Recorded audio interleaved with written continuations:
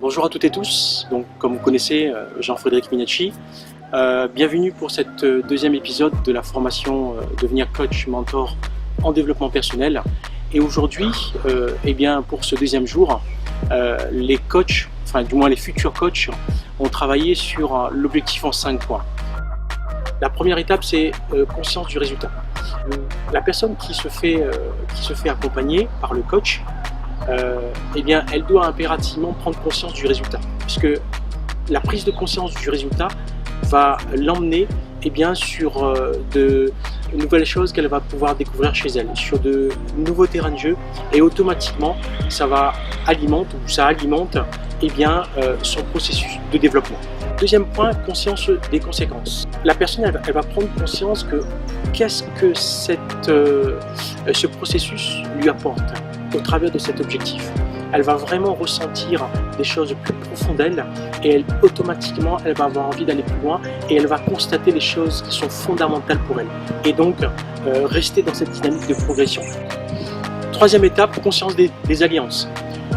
La personne va pouvoir être en contact avec d'autres personnes et surtout avoir le retour de son environnement. Donc être en contact avec ces personnes-là va lui permettre d'avoir des indicateurs, va lui permettre de constater ce que son action au travers de son objectif apporte aux autres et bien évidemment à elle-même.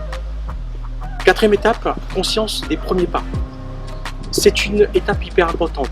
La personne elle va prendre conscience que son développement est en train est en marche, et surtout constater les premiers pas, ça va être les premiers signes de développement, d'évolution et de progression. Et enfin, la cinquième étape, prendre conscience de la belle énergie que cette progression apporte à cette personne. C'est le ressenti, c'est la belle énergie que la personne va ressentir au travers de son comportement bien évidemment positif, attitude positive et bien sûr découlant d'une super belle énergie. L'objectif en 5 points ou but en 5 étapes est un exercice très important, surtout pour des futurs coachs et surtout pour le coacher.